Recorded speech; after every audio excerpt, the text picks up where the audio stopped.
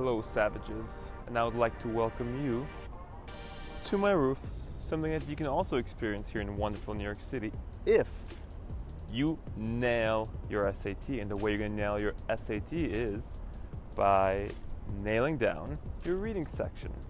So I'm now going to go over with you the ultimate tips to nail down your reading section, and then you too can live in a wonderful New York City building that has a roof like this, which you will enjoy for many years to come. Beautiful. Strategy numero uno.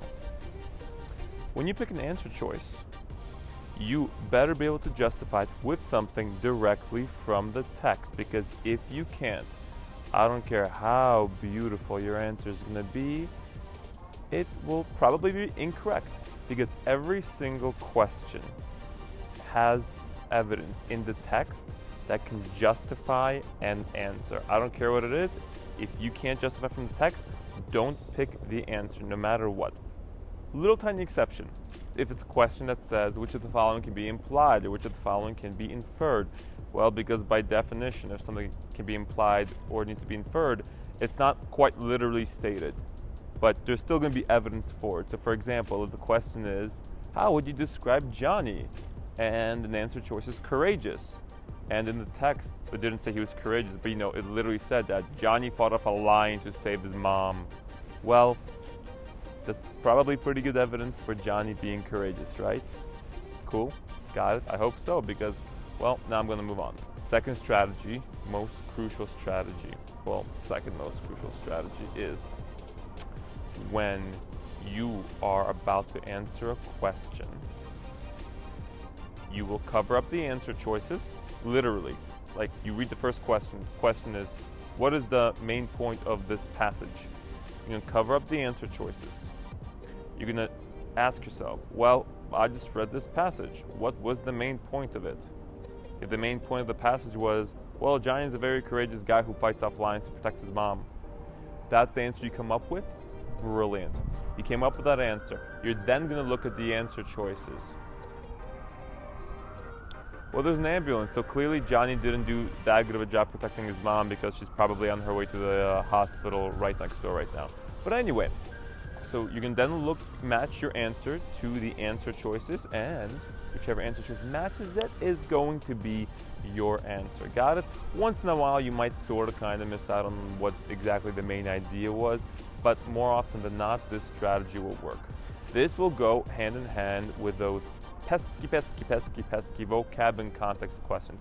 So all of your teachers probably your whole life are like, oh my god, you have a vocab and context question, haha, just like you have a vocab question, just like look in the passage and look where the word is and then try to use context clues to figure out what the word is. Yeah, do that obviously, but I want you to take it a step further. For example, the question is like, in line 32, what does the word savage mean? Literally go into the passage, find line 32, find our lovely word savage, cross it off, think about what word you can use to replace it, and then see if it matches one of your answer choices. Cool? Good. Yeah, and you guys won't believe the sacrifice that I had just made for you guys. There was a poor lady right over there. She was tanning in 62-degree weather, and for you international students, that's like 10, 11 degrees Celsius, something like that. I'm in America, I can't quite do the conversion. Well, even though I was born in Europe, whatever. But anyway, the sacrifice is made.